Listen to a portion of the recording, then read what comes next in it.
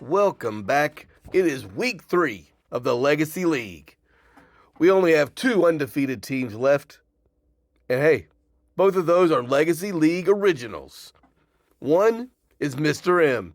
He leads the league in scoring, and the other is the Daily Cheap Shot, which is led by an amazing high-scoring defense that may be in trouble. Now we also have 2 winless teams, Jahan Solo and the Wookiees, in full tilt mode. It's a little bit surprising. We'll see if week 3 is when they get off the schneid and get one in the win column. Now, let's get on to the week 3 matchups. Leading us off is the Daily Cheap Shot versus Jahan Solo and the Wookiees. Undefeated against winless. For Jahan, averaging less than 100 points per contest, that's just not going to cut it. If you want a source for all the troubles, you can look no further than Ja'Marr Chase. He is ranked 67th among wide receivers through 2 weeks. That has to level out, right? Now, for the Daily Cheap Shot, very fortunate through 2 weeks to be 2-0. No touchdowns from skill position players. That's the running back, wide receiver, or tight end. No touchdowns through 2 weeks. That number 1 defense from Dallas has kept him afloat. But the problem? Trayvon Diggs, done with an ACL. How will they adapt that defense? And will it still be dominant? Because the Daily Cheap Shot may need that going forward if they're going to be contenders. I think this is probably a close one, but the Daily Cheap Shot is going to get to 3-0 behind the connection of Josh Allen to Stephon Diggs. Jahan's got the Washington defense. That's going to be the difference. Allen to Diggs takes down the defense, and Daily Cheap Shot gets the win. Next up, we have Steel Revenge versus Mr. M. Steel Revenge, they were mocked on draft night. But the change of Brock Purdy to quarterback, replacing an inefficient Kenny Pickett, could be the difference. A great night on Thursday night has put her in a very good position to get to 2-1.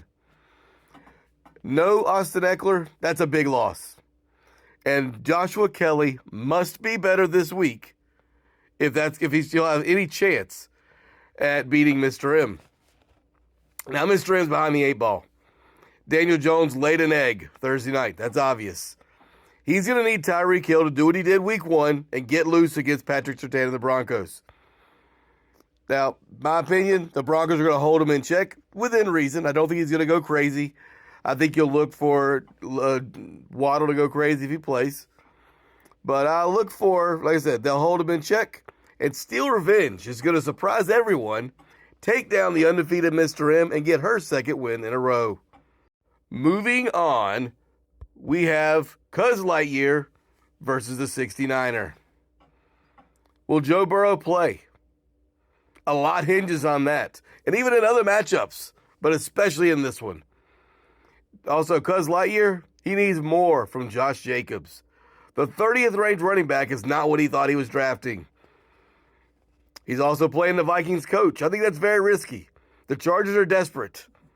Now, the Vikings are as well, but the difference with the Chargers is if they lose, their coach may get fired.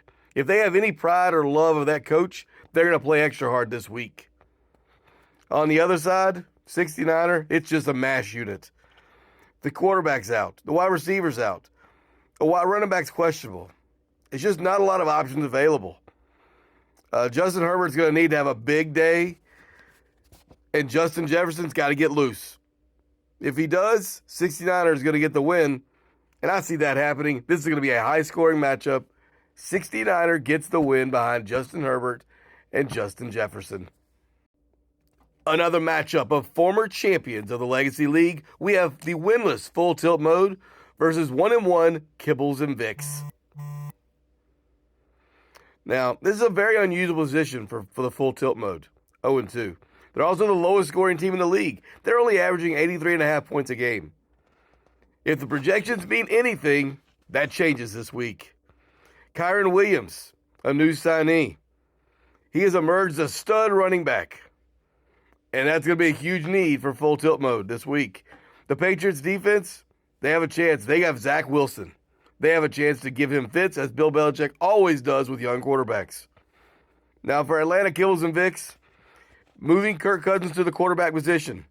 Trevor Lawrence has been a little disappointing. Kirk Cousins leads all quarterbacks. Is that the move that pushes Kibbles and Vicks forward? Calvin Ridley, he has a friendly matchup. To me, the wide receiver position has been holding back them just a little bit. Calvin Ridley with the matchup against the Texans should allow that to change. The question is Trevor Lawrence throwing to Ridley, or is he going to throw to Christian Kirk? That's the big question. I look for a lot of points in this matchup, but I think Davante Adams breaks out with 2 touchdowns, and Kibbles and Vicks gets the win, and full tilt mode will surprisingly drop to 0-3. Next up is Complete Garbage versus Baby Love. All right, when is the time to bench Deshaun Watson for Baker Mayfield? When did we ever think that would happen? We got rid of Baker Mayfield for Deshaun Watson. Now in fantasy, we're thinking of making that move. I think it may have to happen. Baker's been better than Deshaun, and I'm not sure if that's going to change. Again, got to find more production from the wide receiver position. Mike Evans, he had a nice week. Is that really a week-to-week guarantee, though? Not in my book. Now, for Baby Love, Cooper Kupp has to come back soon. I know he's on IR. He won't be back till probably week 5. They need him badly. Baby Love needs that extra option at receiver. DeAndre Swift has been great, better than I really expected him to be, but wide receivers just need to step up and fill the void until Cooper Kupp's available. Tutu Atwell's been okay, but he needs to find that big play. The play down the field that he's known for. You know, in college, he's a guy that really stretches the field. Stafford's got the arm. Just need to get him out in space and try to make the big explosive play. The rest of the team's been pretty solid. I'd say the matchups this week, though, are going to slow down Baby Love. The projections are really, really on the side of Complete Garbage, and I'm leaning that way as well. The Complete Garbage gets the win, and it's a tough week for Baby Love. To close us out, we have the Divorce Court and Build Back Better. Divorce Court, they have the best ranked receiver. Their best ranked receiver is number 21. And he doesn't even want to play that guy, if you really ask him week to week. The defense, underwhelmed. Now, is this the week that Travis Etienne looks like a top-flight back? I thought he was last year. But at number 20, that's just not going to cut it. Patrick Mahomes has been great. Darren Waller's been great. They're doing their job, but they need help. When will they get that help? Time will tell. Now, is Build Back Better asleep at the wheel? Because it seems like a trend is happening at wide receiver in this league. I don't know what it is. Maybe it's all over everybody's league. Wide receiver play has been a bugaboo for Build Back Better. 2 wide receivers are questionable today, and that makes it even worse. It's very simple for me, though. If those 2 wide receivers play, DK Metcalf and Amon-Ra St. Brown, and they play the whole game, Build Back Better wins. But for my money, Amon-Ra St. Brown has not looked healthy all season. He's been dinged up. So is Metcalf. I don't think they make it through the entire game, and Divorce Court will pull out this victory. That is the week 3 slate of matchups in the Legacy League. Have your teams ready. Get ready for a fun and wild Sunday afternoon on Red Zone. And good luck to everyone participating. And I will see you guys later. Good luck.